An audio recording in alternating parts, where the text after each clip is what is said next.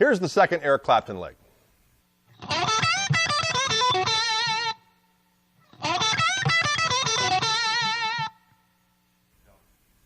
Okay, let's take it slow.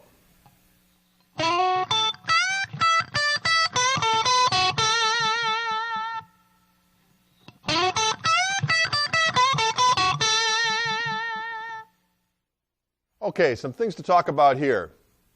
Number one, the tone I'm getting, it's the combination of these two pickups, kind of classic Clapton type of activity. The tone I'm going for, he's used this different pickup combination many times to different effect, but in Derek and the Dominoes and early Clapton solo career, he'd use this tone more, but particularly Derek and the Dominoes, one of my other favorite eras of Clapton.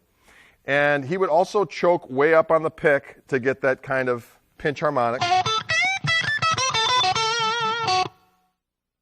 In watching Clapton's hands, it can be very tricky because most people when they're playing blues, their hands have kind of a horizontal slant to them, as you can see.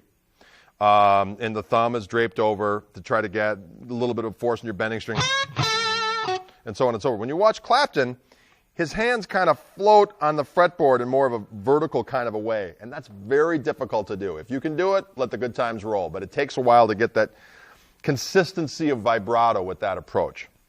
So what I've realized, or what I've developed, is a way to get the vibrato in a couple of different ways. I'm actually using a side angle on my first finger.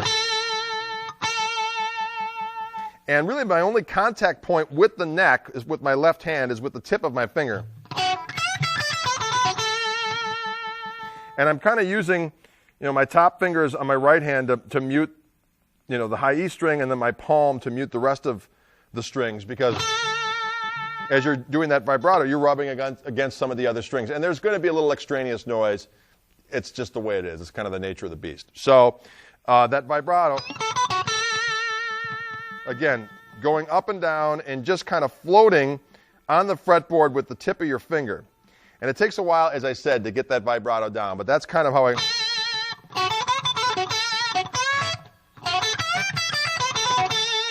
to get that Eric Clapton-y tone. Now, I have a lead tone on the amp, and what I've done is I've just rolled back the volume a little bit to get kind of a clean tone, but still with a little bit of hair on it, a little bit of distortion, but not totally distorted. And that helps you get that kind of Clapton-esque tone from that period of time, especially in the Derek and the Dominoes. He was using a little Fender Champ amp, a little Tweed Champ plugged in and cranked up. Kind of a strange tone to try to get, but it works if you have an amp with a little bit of distortion on it, kind of a classic Fender-y type of distortion. Back off on the volume of the guitar, and it cleans up just enough to kind of get this kind of a tone. A sparkling tone, but still with a little bit of hair on it, for lack of a better term.